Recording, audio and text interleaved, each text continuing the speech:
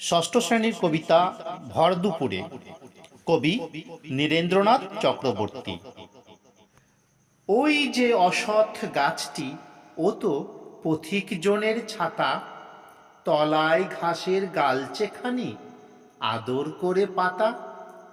চড়ছে দূরে গরু বাছুর গাছের তলায় শুয়ে, দেখছে রাখাল মেঘগুলো যায় আকাশটাকে ছুঁয়ে।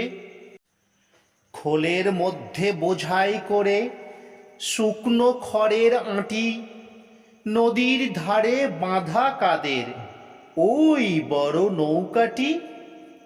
কেউ কোথা নেই, বাতাস ওড়ায় মিহিন সাদা ধুলো, ভর দুপুরে যে যার ঘরে ঘুমোচ্ছে লোকগুলো। শুধুই কি আর মানুষ ঘুমায়? যে জানে সেই জানে, আঁচল পেতে বিশ্বভুবন ঘুমোচ্ছে এইখানে।